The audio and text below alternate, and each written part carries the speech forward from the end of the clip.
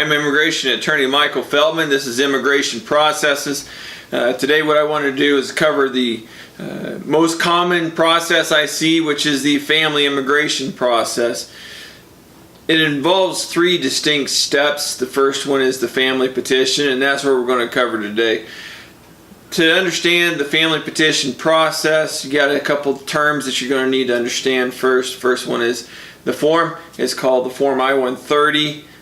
Generally we call it the family petition or I-130. They're generally adjudicated with an agency called United States Citizenship and Immigration Services. Sometimes we just call it short, USCIS or even CIS. There's two main people involved in the family petition. The first one is the family petition is the petitioner. The petitioner is the one asking for the other family member to have lawful status in the United States. Besides the petitioner, there's one other major party, and that's the beneficiary. The beneficiary is the one who is actually getting the benefit of getting to come to the United States, hopefully.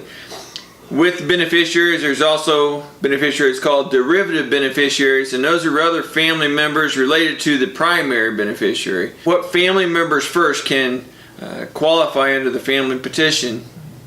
The first one is categories called immediate relatives. Those are certain U.S. citizen relatives, such as a U.S. citizen spouse. Another one would be a U.S. citizen parent filing for their minor child.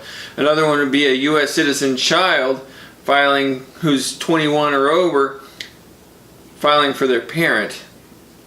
Outside of that, they have what they call preference categories.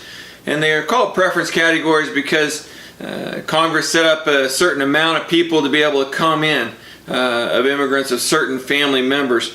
And another category through U.S. citizens would be U.S. citizens' brothers and sisters. There's a certain amount that can come in. But outside of that, other family members that can be petitioned for would be permanent resident spouses. That would be green card husband or wife filing for their husband or wife. The other one would be a lawful permanent resident filing for their children or son or daughter. There are certain restrictions on certain family members filing for.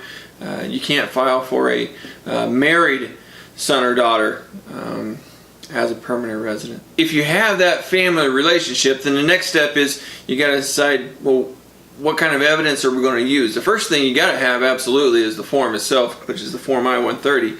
Second one is you got to be able to prove the relationship, and then second, you've also got to be able to prove the lawful status of the petitioner. The petitioner's lawful status would be, say, a green card, a birth certificate.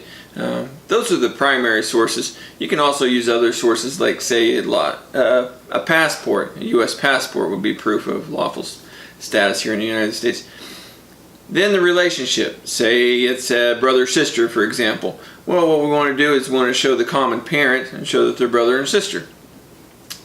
In a spouse relationship, for example, here we show the birth certificates for both. You got to show their backgrounds and who they are. And second, then you want to show a marriage certificate, for example.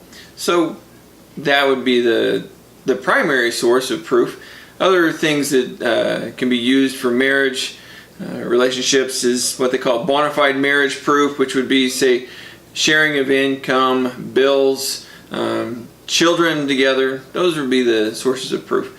There's a lot more if you go to the instructions at the uscis.gov website. You look at the instructions. I showed that just recently on another video.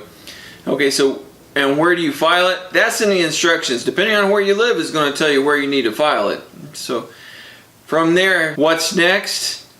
We'll cover that on another video. So thank you for watching, and hope you had a good Christmas. I'm Michael Feldman.